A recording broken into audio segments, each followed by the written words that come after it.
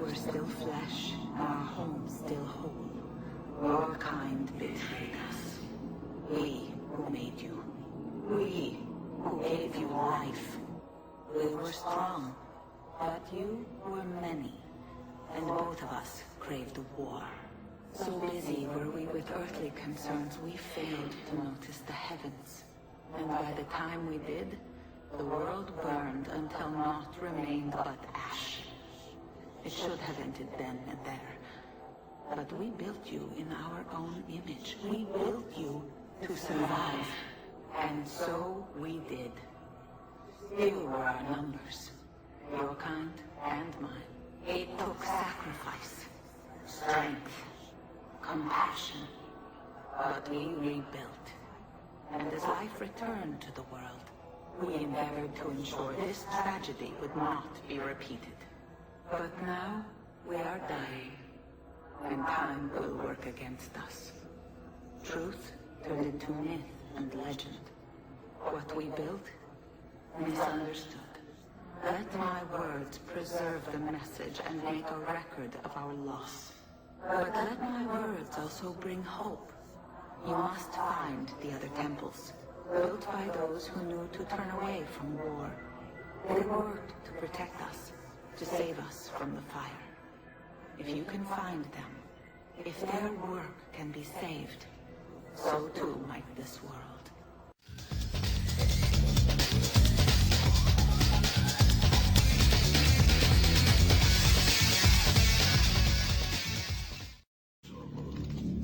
도리죠. 我は貴様らがデビルと呼ぶ存在。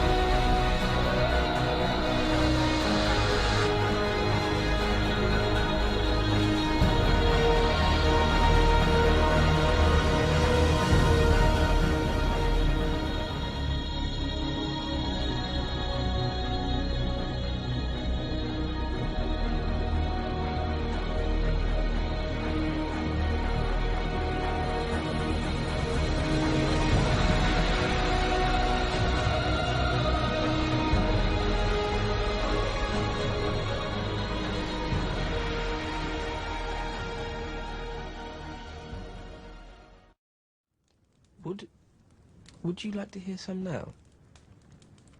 Oh, yes, please. Now, are you familiar with any Narnian lullabies? Sorry, no. Well, that's good.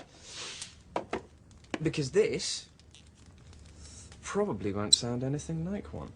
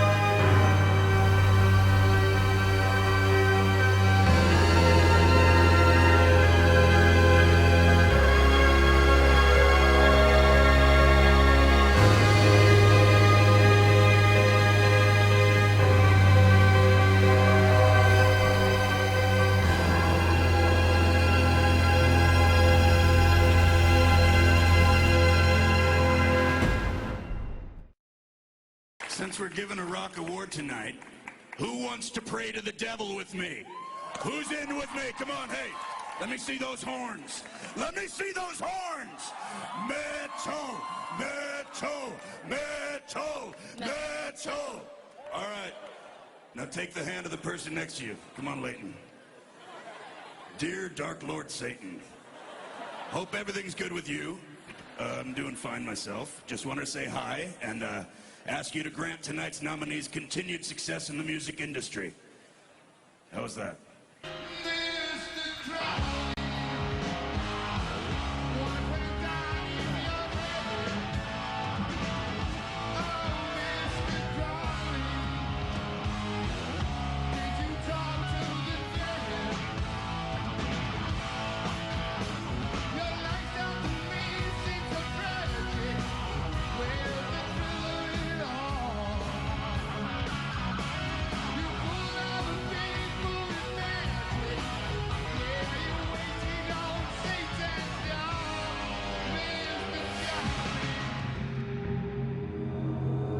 This chilling song, performed by Crowley disciple Ozzy Osbourne, is said to reveal perhaps the darkest side of the New Age. In the latter half of the song, listen as Osbourne calls upon Crowley, known as the Great Beast, to ride his white horse. Schimmel and others believe this to be symbolic of the coming antichrist, known as the first horseman of the apocalypse. In the book of Revelation we read, "And I saw, and behold, a white horse, and he that sat on him had a bow, and a crown was given unto him, and he went forth conquering and to conquer." In his writings, Aleister Crowley would refer to Antichrist as the crowned and conquering child, the Lord of the Eon.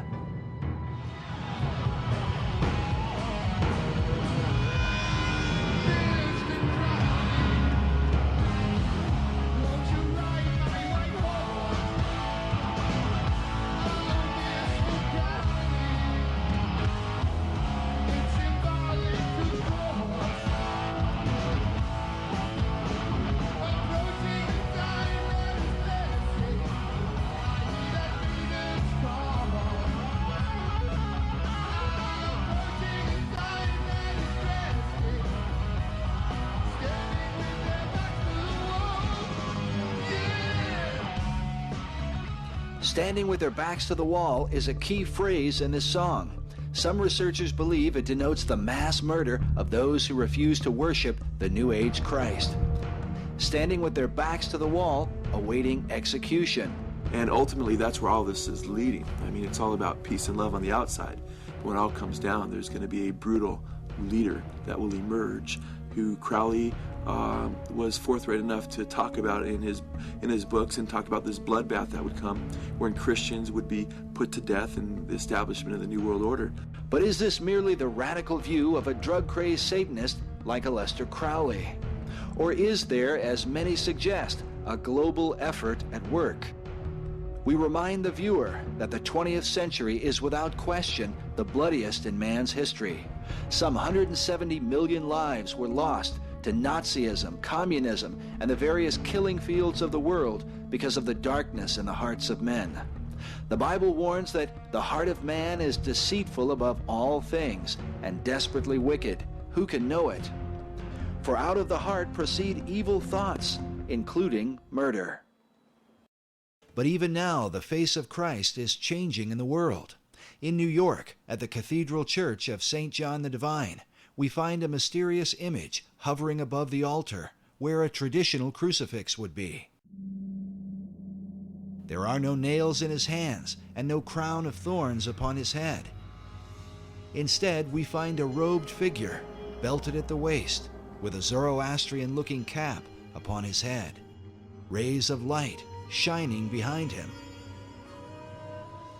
Could this be the Christ of the New Age?